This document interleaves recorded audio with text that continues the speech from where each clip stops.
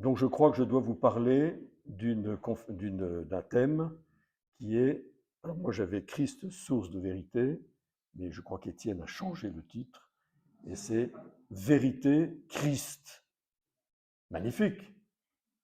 Le Christ est la vérité, c'est un pléonasme. Donc je vais essayer de commencer par, évidemment, de vous dire ce que ça veut dire pour nous, que le Christ est source de vérité, parce qu'il est la vérité. Mais je vais partir peut-être des questionnements qui nous préparent à cette réponse que le Christ apporte, lui qui est la vérité. Et ces questionnements, je vais les insérer dans ce que l'on appelle les inclinations naturelles de l'homme. Ne vous inquiétez pas, ce ne sera pas trop compliqué. Je tire ça de la Somme théologique de saint Thomas d'Aquin, dans la Prima Secunde, à la question 94. Retenez bien, hein. Qu'importe. L'inclination principale qui m'intéressera aujourd'hui pour répondre à cette question, c'est l'inclination naturelle à la connaissance de la vérité, mais qui s'inscrit dans un ensemble d'inclinations naturelles qui déclinent ce qu'est fondamentalement notre nature humaine, c'est-à-dire inclinée au bien. Sortis des mains du Créateur, nous ne pouvions être que bons et à l'image de Dieu, c'est-à-dire inclinés au bien et au bien absolu, au bien qui seul peut combler parfaitement le désir du cœur de l'homme et qui est Dieu, Dieu lui-même, qui est le bien parfaitement comblant du cœur de l'homme. Et l'homme est incliné au bien, un bien qui le dépasse, un bien qui est même incréé, comme nous l'apprenons à travers la révélation que Jésus nous fait de ce bien.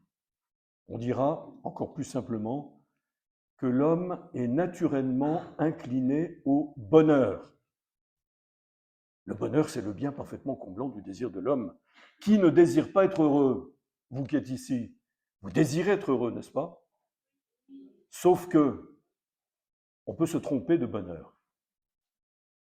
On peut se tromper sur le vrai bien. Parce que le bien auquel nous sommes profondément inclinés par notre nature n'est pas un bien sensible seulement. Il n'est pas un bien qui flatte notre sensibilité ou notre appétit de posséder des biens, comme on dit. Mais c'est beaucoup plus profond que ça. Cette inclination fondamentale au bien qui fait que nous ne sommes pas indifférents au bien et au mal. Nous ne sommes pas inclinés au mal par nature, même si le péché a blessé notre nature et fait que parfois nous choisissons le contraire du bien, qui est le mal, mais ce n'est pas le mal en lui-même. C'est un bien déplacé, c'est un bien apparent, c'est un bien qui n'est pas vrai et qui finit par ne pas nous combler et même nous détruire. Cette inclination au bien, que j'appelle le bonheur, se décline en 4 inclinations principales. On va les donner dans l'ordre croissant pour arriver à celle qui va nous intéresser davantage aujourd'hui. La première inclination, c'est l'inclination qui est commune à tous les êtres créés, même les êtres inanimés. C'est l'inclination à la conservation de son être propre, qui est une inclination à résister à la négation et à la destruction. Vous voyez une pierre, qu'elle soit l'état brut ou qu'elle soit enchâssée dans un bel édifice, la cathédrale de Bayonne par exemple. Voilà. Au hasard, elle est très belle, je vous invite à faire le détour. Eh bien, cette pierre, elle a une inclination naturelle à la conservation de son être propre. Si elle ne l'avait pas, elle exploserait. On la poserait, elle se détruirait. Et la cathédrale, elle tient depuis le XIIIe, XIVe siècle. La deuxième inclination de l'homme, alors cette inclination chez nous, c'est l'inclination à vivre, et parfois même on a un instinct de survie. Quand on est menacé gravement, on a un instinct de survie. Le suicide n'est pas naturel à l'homme. Je connais même quelqu'un, hélas, un jeune, qui s'est suicidé dans sa voiture après avoir acheté un baril de pétrole, et il s'est imbibé, il a mis le feu, et son corps a été retrouvé à côté de la voiture. Pourquoi? Parce qu'à un moment, il y a eu un instinct de survie. Il est sorti de la voiture, mais ça n'a pas suffi. Il est mort. Il était défiguré. Voyez.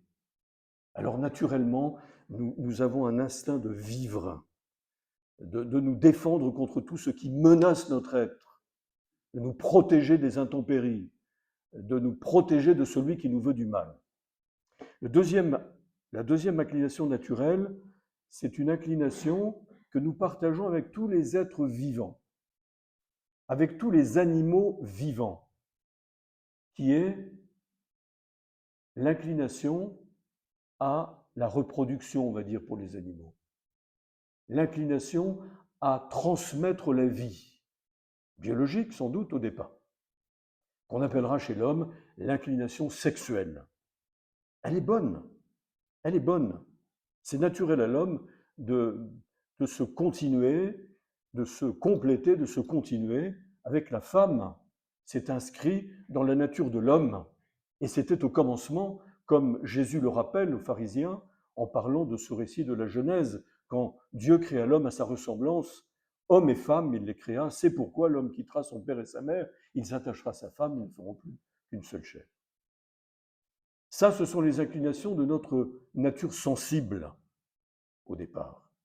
Mais nous avons une âme spirituelle.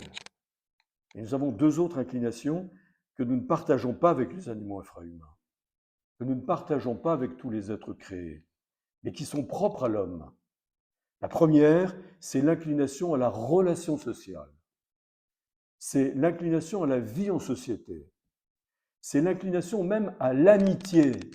Ça, c'est un bien qui fait partie de notre bonheur, n'est-ce pas? Vous l'expérimentez tous les jours, celui de l'amitié. Nous sommes inclinés à avoir des amis, au-delà de l'utile.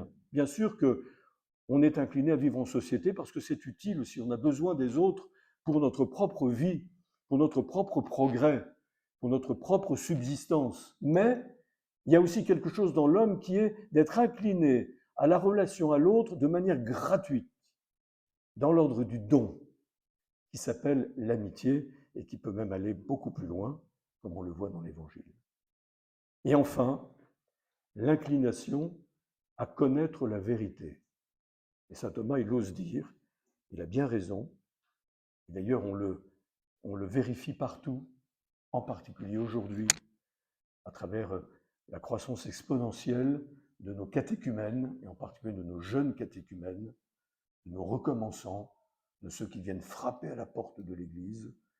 Il dit « inclination naturelle à connaître la vérité, et en particulier la vérité sur Dieu. » Et ça n'a rien d'étonnant, parce que c'est Dieu qui nous a créés. Et même si cette inclination est brouillée à travers la culture qui a été déformée par le péché originel, eh bien nous avons dans le cœur une nostalgie de quelque chose, de quelqu'un qui nous dépasse, qui est transcendant. Et aussi loin que l'on puisse remonter dans l'histoire de l'humanité, on trouvera toujours présent cette inclination à Dieu. On appellera l'inclination religieuse. L'homme est religieux par nature. Ces quatre inclinations, je vous l'ai dit, elles se conjuguent, et c'est vrai que les deux premières qui concernent tous les êtres inanimés comme tous les êtres vivants, ne peuvent pas être traitées chez l'homme de la même manière que chez les êtres inanimés et que chez les êtres vivants infrahumains. Parce qu'il y a justement ces inclinations spirituelles qui orientent tout ce que nous sommes, tout ce potentiel, toute cette inclination fondamentale vers ce bien parfaitement comblant du désir du cœur de l'homme qui est Dieu. C'est Dieu qui nous a créés. Il nous a créés pour lui, comme dit saint Augustin, lorsqu'au terme de son chemin de conversion, il a enfin rencontré celui qu'il cherchait à tâtons, en se trompant de route. Tu nous as créés pour toi, et nous sommes sans repos tant que nous ne reposons pas en toi. Parmi ces inclinations naturelles, donc, qui fondent l'agir libre de l'homme, très important de parler de ces inclinations, de la nature humaine, parce que c'est là que se fonde notre agir humain, qui est un agir libre. Il n'y a pas de contradiction entre la nature humaine et la liberté, contrairement à ce que l'on voudrait nous dire aujourd'hui et depuis longtemps. Ça date du XIIIe siècle, cette fracture dans la pensée européenne. Il s'appelle Guillaume de Cam. Il a fondé une philosophie qui s'appelle le nominalisme. Peut-être que vous avez entendu parler de ça, et oublié si vous n'avez pas entendu parler. L'inclination à connaître la vérité, elle est vérifiable. De quelle manière? Déjà à travers notre curiosité native. Tout à l'heure, il y a deux personnes qui sont rentrées. Tout de suite, je voulais savoir qui c'était. Ah, Jean. Bonjour Jean. Voilà, vous voyez? Je voulais savoir qui c'était. Tout de suite, on est curieux de savoir. On est curieux de savoir beaucoup de choses des autres. Et puis aussi de la nature qui nous entoure. Et ça a donné le développement des sciences, qui nous expliquera jamais que le comment.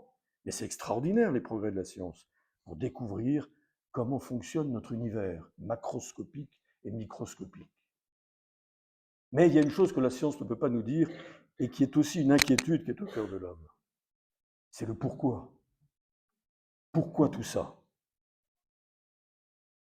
Il y a un texte du Concile Vatican II dans la Constitution Gaudium et Spes sur l'Église dans le monde de ce temps, au numéro 10, paragraphe 1, qui dit ceci. Ça a 60 ans, mais c'est toujours vrai aujourd'hui. Et ô combien? Le monde croit de ceux qui, face à l'évolution présente du monde, se posent les questions les plus fondamentales ou les perçoivent avec une acuité nouvelle. Qu'est-ce que l'homme? Que signifie la souffrance, le mal, la mort, qui subsiste malgré tant de progrès? Qu'adviendra-t-il après cette vie?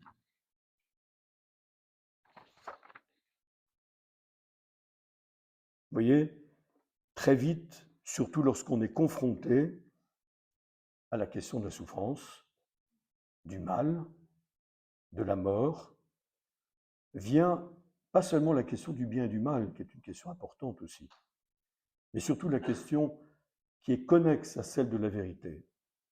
C'est la question du sens de la vie. Quel est le sens de ma vie? D'où est-ce que je viens et où est-ce que je vais? Pourquoi je suis là? Pourquoi je suis confronté à la souffrance? Pourquoi je ne comprends pas tout ça? Pourquoi je dois mourir? La question du sens de la vie décline le mieux, je crois, dans l'exposé que je vais vous faire, cette question de la vérité. Saint Jean-Paul II, dans sa très belle encyclique Veritatis Splendor, la splendeur de la vérité, commence par un premier chapitre où il fait le commentaire d'une page d'évangile que vous connaissez bien, qui nous rejoint tous, qui est la page de l'évangile du jeune homme riche, au chapitre 19 de saint Matthieu, par exemple. Il commente cette question que ce jeune homme riche pose à Jésus. Bon maître, que me faut-il faire pour avoir la vie éternelle? Et voilà la réponse.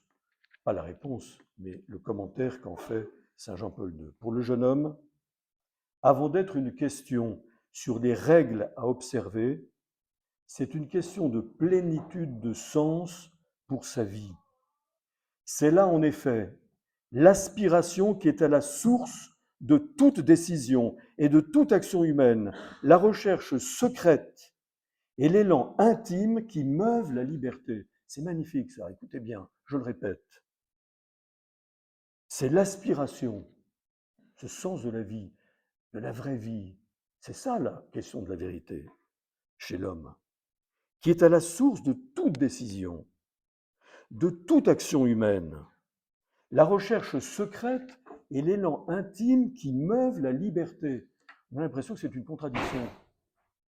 Comment la liberté peut être mue par quelque chose d'autre qu'elle-même dans un monde comme aujourd'hui où on considère qu'il n'y a plus de nature humaine, que chacun se crée lui-même? Je peux changer de sexe. Je suis ce que je veux être. Non.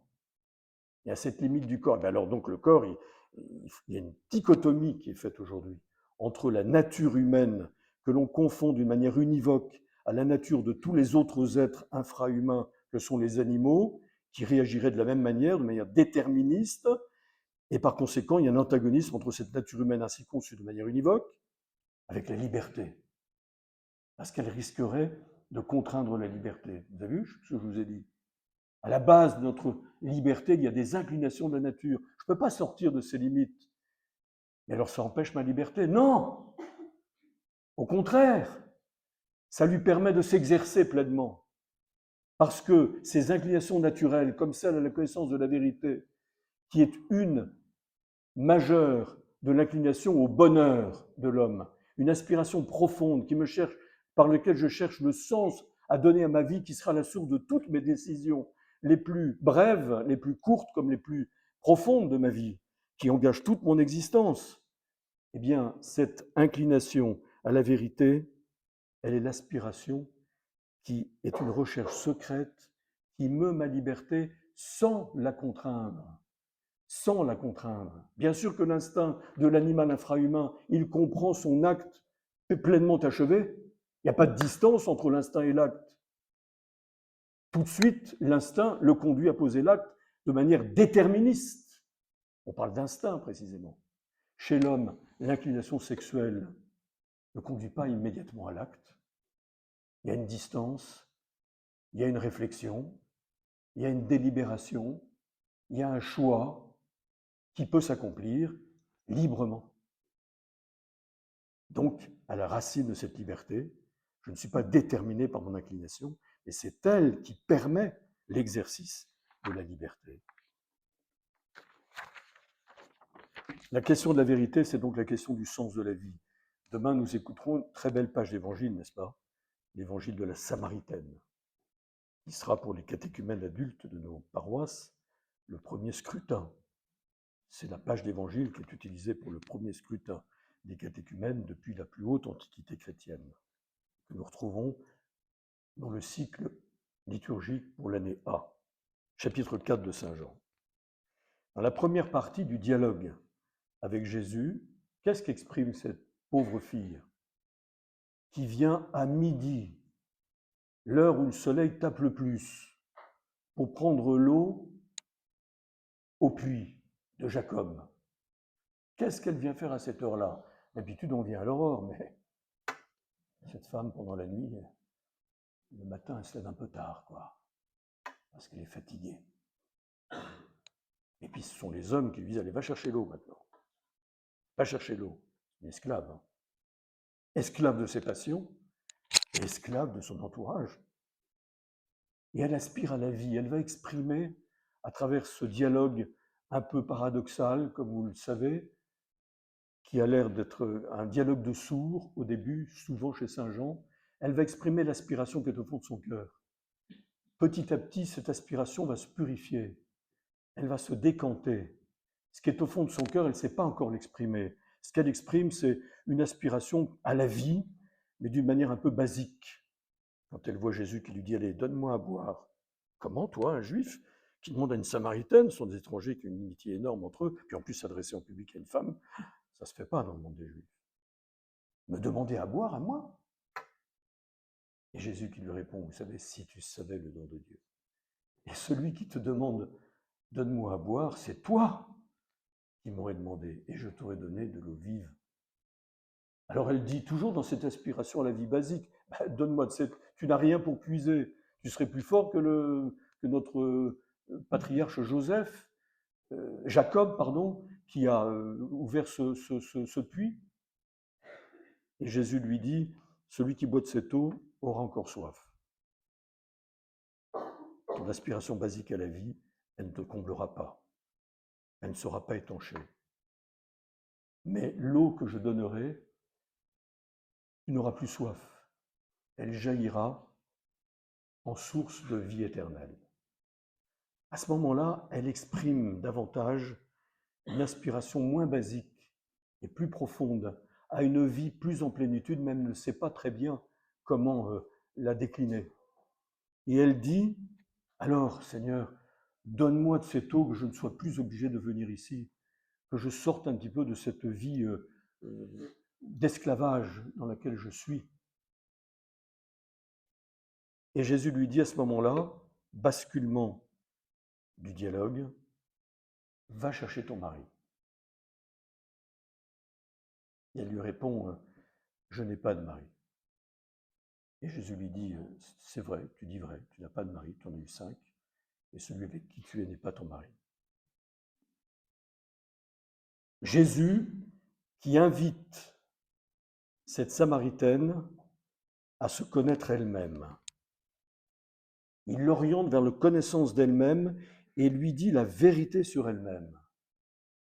Cette vérité qui va lui permettre d'ouvrir son cœur à cette aspiration, à ce qu'elle recherche vraiment et qu'elle ne sait pas encore exprimer. Qui va lui permettre de manifester sa soif d'une vérité absolue. Et cette aspiration devient religieuse. Elle commence à parler, mais tu es un prophète. Alors vous adorez à Jérusalem, mais nous adorons sur le mont Garizim. Où faut-il adorer Jésus à cette Samaritaine pécheresse qui vient d'ouvrir son cœur parce qu'elle se connaît elle-même face à Jésus. Elle connaît son esclavage, elle connaît ce qui empêche cette aspiration à la vie en plénitude de s'exprimer et de se réaliser.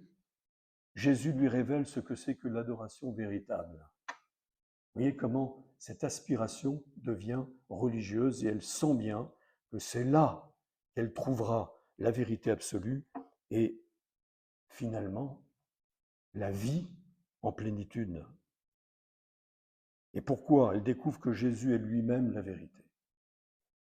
Comme dit le prologue de Saint Jean, chapitre 1, verset 9, Jésus est la lumière véritable qui éclaire tout homme en venant dans ce monde. Il est la lumière véritable qui éclaire tout homme en venant dans ce monde. Est-ce que vous êtes convaincu de ça? Quand vous êtes avec des jeunes qui vous entourent et qui ne savent pas dire cette aspiration qui est au fond d'eux-mêmes et qui l'expriment de manière tellement maladroite et basique comme cette Samaritaine, est-ce que vous êtes convaincu que Jésus seul est la lumière véritable qui éclaire tout homme en venant dans le monde? Est-ce que vous avez le souci et le zèle pour leur parler de Jésus-Christ? Oui. J'entends pas. Oui. Oui, vraiment, vous avez le zèle pour parler de Jésus-Christ aux autres? Oui. La tienne, ça.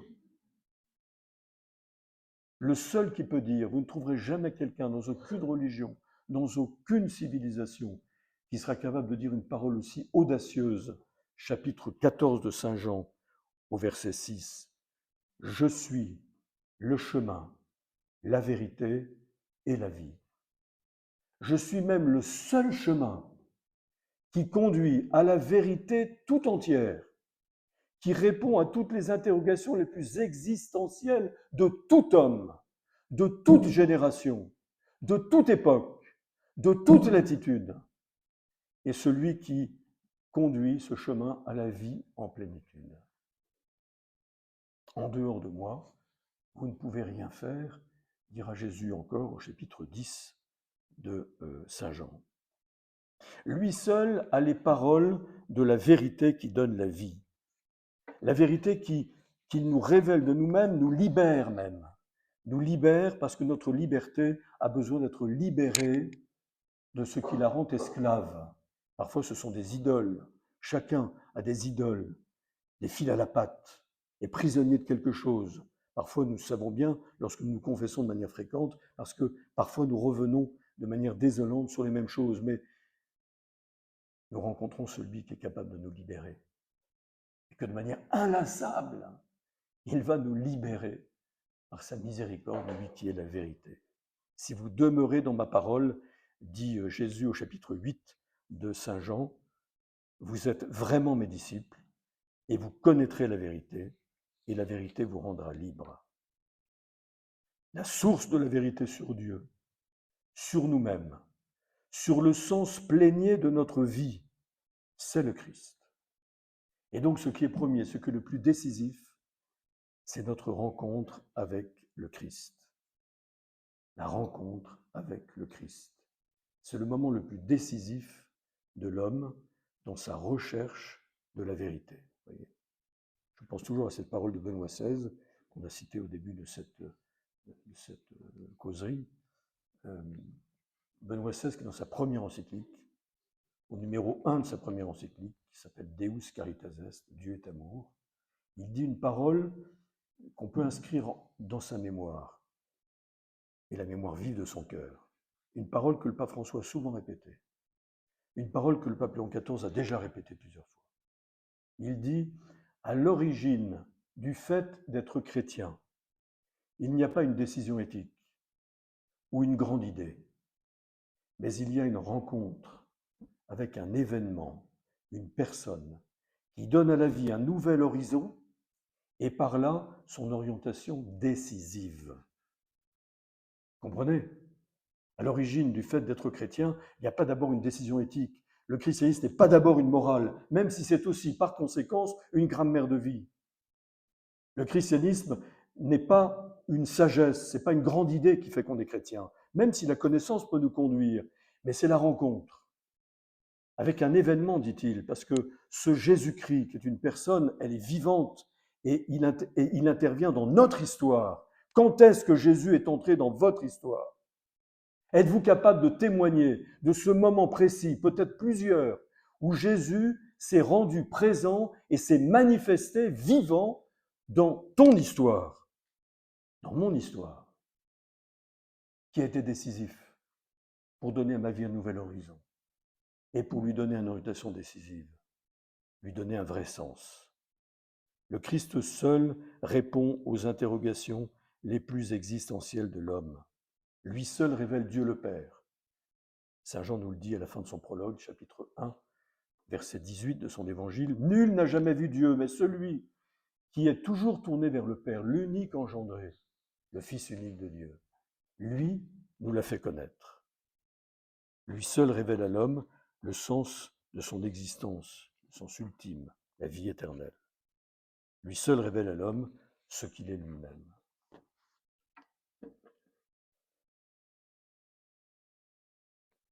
Je voulais vous lire, mais j'ai peur de ne pas avoir assez de temps, donc je laisse tomber. Un très beau texte du pape Léon XIV que vous retrouverez vous-même dans une lettre qu'il a adressée le 9 février dernier aux prêtres de Madrid. Pour les prêtres, je pense que vous l'avez lu, certainement, c'est un très beau texte, dans lequel il décrit la culture actuelle en disant qu'elle est marquée par l'indifférence, mais aussi par un horizon culturel différent où il est plus difficile, qui fait même obstacle à l'évangélisation, parce que les mots n'ont plus le même sens qu'avant le mot dignité, la DMD, hein, l'association du droit pour le droit de mourir dans la dignité. Mourir dans la dignité. Moi, je voudrais vivre digne et vivre jusqu'au bout dans la dignité. Mourir dans la dignité. Et il dit qu'il y a dans le cœur de beaucoup aujourd'hui, il en est convaincu, et nous en sommes tous convaincus, une sorte de nouvelle inquiétude, en particulier chez les jeunes. Malgré ce brouillage de repères, malgré cette société liquide, malgré cette dictature du relativisme qui caractérise notre société d'aujourd'hui, qui rend tellement difficile de savoir où est la vérité. Mais il y a là une nouvelle inquiétude, un sentiment de lassitude, un sentiment de vide. Je termine juste ce texte en disant où nous constatons que de nombreuses personnes commencent à s'ouvrir à une rencontre plus honnête et plus authentique, une recherche qui, accompagnée de patience et de respect, les conduit à nouveau à rencontrer le Christ. Exactement ce que l'on voit chez les catéchumènes. Vous voyez, dans mon diocèse, le diocèse de vieille chrétienté, on baptise beaucoup les petits-enfants encore. Quand je suis arrivé dans le diocèse, il y a déjà plus de 17 ans, il y avait 15 adultes qui demandaient le baptême dans tout le diocèse, 700 000 habitants. Aujourd'hui, à Pâques, cette année, il y en a 115. C'est pas autant qu'à Toulouse, pas autant qu'à Bordeaux, pas autant qu'à Rennes, mais c'est des villes païennes, ça. Nous, on est dans une terre de chrétienté, tu parles. Ouais. Qui mieux que les catéchumènes, et c'est pour ça que je veux terminer avec ça, si on me laisse 5 minutes de plus, qui mieux que les catéchumènes peuvent rendre compte de cette inquiétude qui, quand même, est toujours dans le cœur de l'homme, qui nous étonne et qui nous surprend. Moi, je suis émerveillé de ce que Dieu fait Et c'est beau de se rendre compte que ce n'est pas nous qui faisons, mais que c'est Dieu qui fait. Nous avons peiné toute la nuit sans rien prendre. On passe son temps à inventer des trucs pour arriver à faire venir les gens dans la nasse.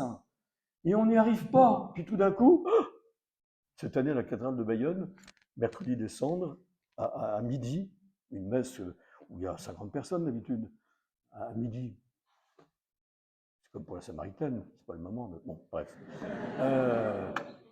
À midi, hein, le mercredi des Cendres, un jour de semaine, cathédrale pleine. La cathédrale de Bayonne, Bayonne, petit trou, qu'est-ce qui peut sortir de mon Bayonne? Bon, je me rattrape. J'ai pas parlé de Dax, mais j'aurais pu. Voilà. Hein, qu'est-ce qui peut sortir de bon? Non, une cathédrale pleine. Des jeunes que j'avais jamais vus. Des visages que je ne connaissais pas. Alors je vous parle d'un catéchumène là. Un catéchumène qui s'appelle Enzo, mais tant pis si vous oubliez le prénom, c'est mieux. Il a 19 ans aujourd'hui.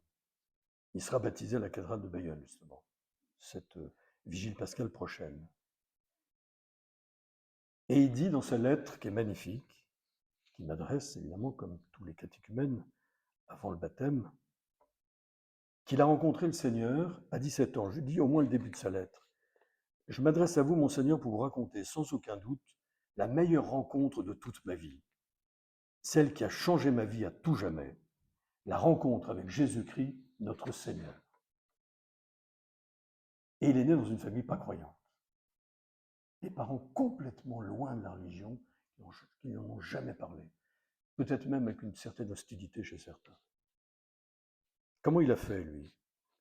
À un moment d'une période de doute, dit-il, sur le sens de sa vie, sachant pas très bien ce qu'il pouvait faire de sa vie. Il a regardé des vidéos, puis il est tombé un peu par hasard sur des vidéos, des films sur Jésus. Un converti de l'islam, c'était la première chose qu'il a vue. Il a été interpellé, mais sans plus. Il n'a pas prêté d'attention davantage, mais il dit quand même, il y avait cette sensation spéciale qui restait en suspens dans mon cœur. C'est tout. Alors un jour, il se dit, bon, il prend la résolution de prier. Et puisque dans ces vidéos on parlait de Jésus-Christ, il s'est dit, bah tiens, j'ai prié Jésus-Christ. Et il commence à prier. Il dit, pour trouver un sens à ma vie, une vérité absolue. Un sens à ma vie, une vérité absolue. Il est étudiant, hein, en première année de droit, je crois, ou deuxième année de droit, à Bayonne.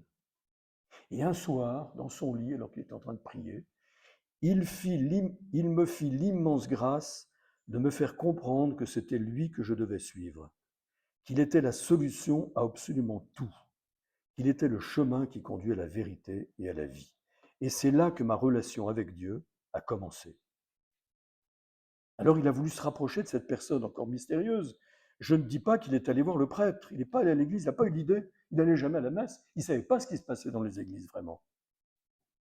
Je voulais me rapprocher de cette personne encore mystérieuse en priant plus fréquemment et en me renseignant sur ma foi.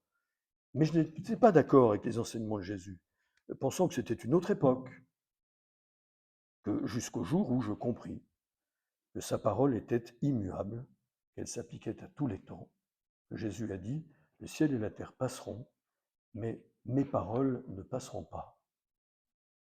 Il s'est dit, finalement, ce qui paraît obsolète, ce qui paraît complètement révolu par rapport à notre époque, Jésus me dit que c'est toujours valable.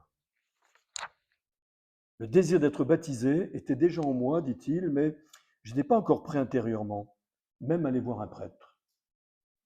J'ai acheté une Bible pour mieux entendre les réponses de Dieu à mes prières.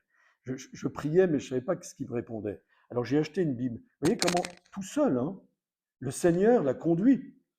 Le Seigneur conduit les âmes vers la vérité. Je savais que je trouvais les prières de Dieu à mes prières.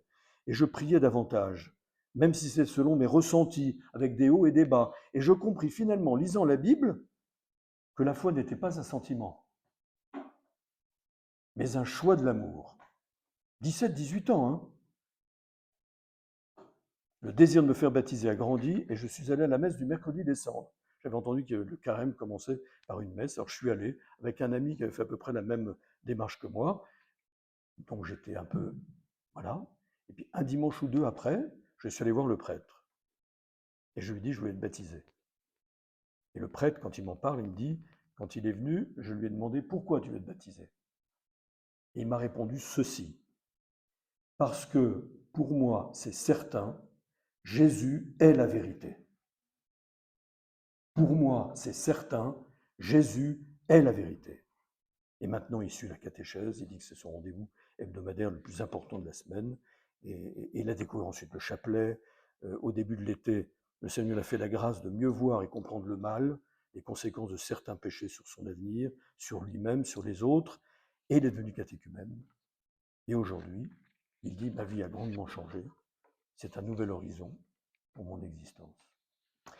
Et moi, je vais vous donner mon témoignage personnel. Ça n'a rien à voir, parce que moi, je suis tombé dedans quand j'étais petit. Hein. J'étais baptisé à 5 jours. J'ai grandi dans une famille chrétienne aimante, pratiquante, hein, pas à l'époque, hein, parce que je suis vieux, moi. Il n'y avait pas tous ces mouvements, etc. Non, c'était l'élection catholique, mais bon. J'étais confirmé, j'ai fait un brevet commun à 7 ans. J'étais confirmé, j'avais 10 ans.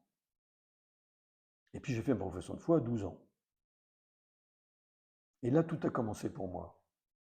Parce que si je suis tombé dedans quand j'étais petit, si j'étais évangélisé et enseigné d'une certaine manière sur Jésus-Christ, par le catéchisme auquel j'allais tout petit, et puis dans ma famille, on parlait de Jésus, on m'emmenait à l'église, on allait à la messe depuis qu'on était tout petit, on ne bougeait pas, hein, même si j'étais très, très instable, moi j'étais un peu hyperactif, mais non, voilà.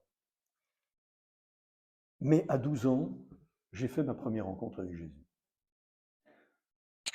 Et ce qui m'a conduit aujourd'hui, je crois que c'est parce que j'étais à Rennes à l'époque, dans une école catholique, avec des religieuses en costume, adoratrices du Saint-Sacrement, mais à qui les curés, c'était en 69,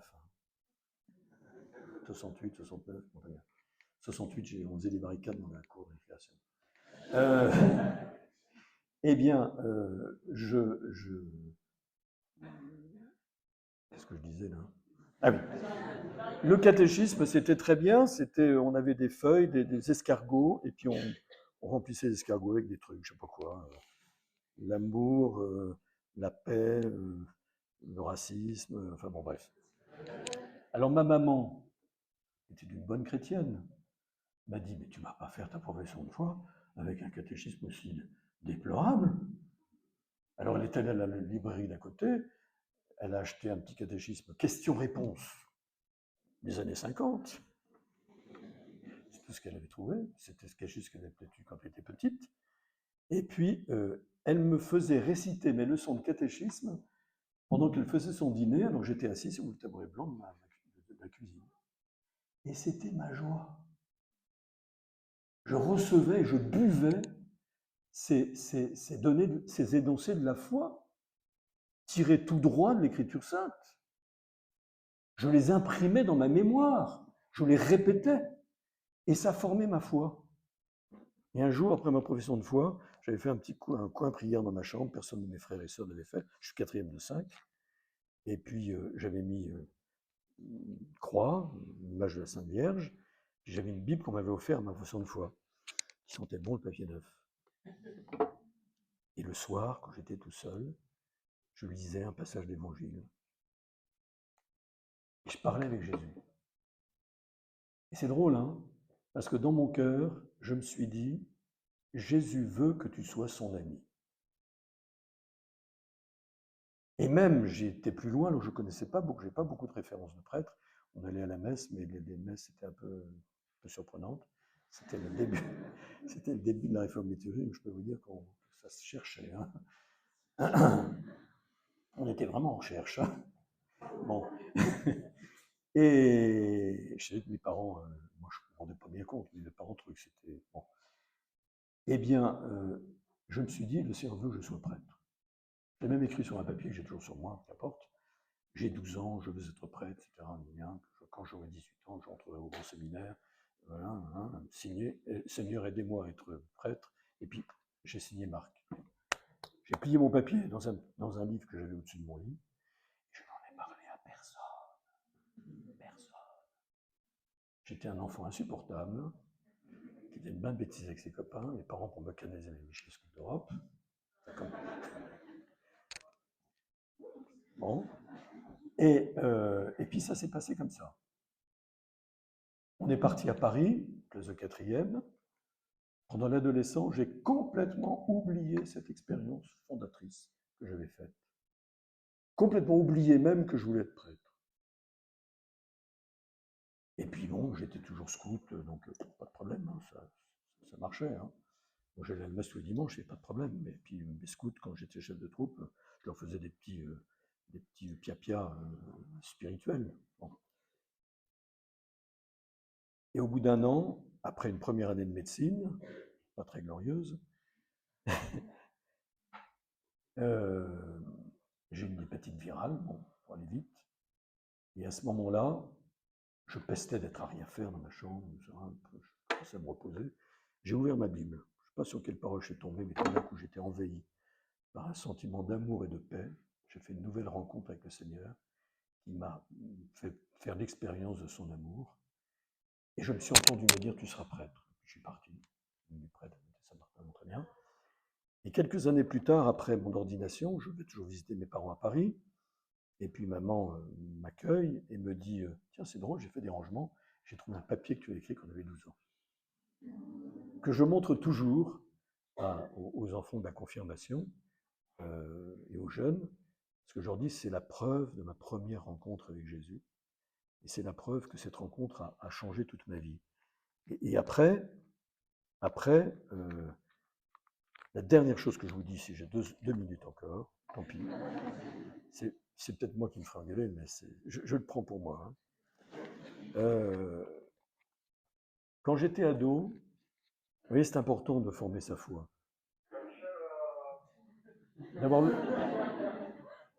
C'est peut-être le Seigneur qui nous parle.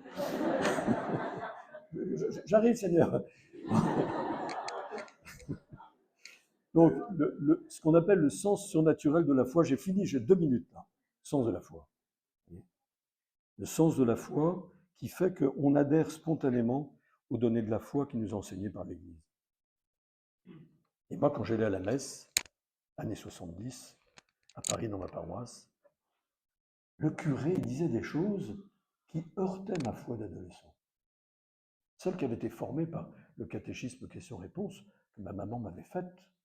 J'étais heurté, je me suis dit, mais c'est pas vrai ça. Et j'avais dit à quelqu'un, j'étais en 3e ou seconde, vous allez voir comme c'est important, sur le thème qui nous intéresse. J'avais dit à quelqu'un, mais qui va me dire la vérité? Qui va me dire la vérité? Et à ce moment-là, quelqu'un m'a dit, vous savez, tu sais, les éditions Teki, ils éditent toutes les semaines une feuille bleue, à l'époque elle était bleue, qui rapportait la catéchèse du pape qu'il faisait le mercredi sur la place Saint-Pierre, toujours aujourd'hui. Je me suis abonné. Et toutes les semaines, je lisais, en seconde, première, terminale, je lisais la catéchèse du mercredi du pape. Abonnez-vous. Non, mais vous l'avez su. Vous n'avez pas besoin parce que vous avez ça sur votre smartphone. Mais à l'audience du mercredi, le pape qui fait la catéchèse, c'était Paul VI. Une grande affection pour Paul VI. Parce que c'est lui qui a formé ma foi d'adolescent et d'adulte. Et qui fait qu'un jour, ma foi formée, j'ai fait cette deuxième rencontre qui m'a permis de rentrer au séminaire. Je ne dis pas qu'il faut tous rentrer au séminaire, hein, mais bon. Je conclus en disant, si le Christ est la vérité, j'ai toujours besoin de comprendre que cette vérité n'est pas abstraite, qu'elle a un nom et un visage, et qu'elle est appelée à s'incarner dans ma vie. La vérité, ce n'est pas seulement une doctrine abstraite à laquelle j'adhère intellectuellement, ou j'y arrive pas d'ailleurs. Mais c'est quelqu'un qui a une implication dans ma vie. Ce que je crois quand je dis que Jésus est la vérité, ça a une implication concrète dans mon existence. Ça m'implique dans ma vie, ça m'engage, ça transforme ma vie. Et la vérité, où je la trouverai? Dans la parole de Dieu. Un jeune chrétien, quelqu'un qui veut connaître la vérité absolue, qui veut connaître Jésus-Christ, il faut que tous les jours, il médite, il scrute la parole de Dieu, qui n'est pas une parole seulement intellectuelle et abstraite. C'est une parole vivante qui te rejoint dans ta vie et dans ton histoire. Elle te parle. Dieu te parle à travers cette parole. Et puis, cette parole, il faut qu'elle soit lue en Église. Donc, il faut s'instruire de ce que l'Église nous enseigne. Et vous avez un livre qui est la synthèse la meilleure qui soit, qui est le catéchisme de l'Église catholique. Un chrétien qui veut connaître la vérité et qui veut la transmettre et en être le témoin, pas d'une vérité abstraite, une vérité qui a des implications dans sa vie concrète, c'est quelqu'un qui a une Bible et qui a le catéchisme de l'Église catholique, ou son compendium, ou son Lucat, qu'importe. Voilà, Amen.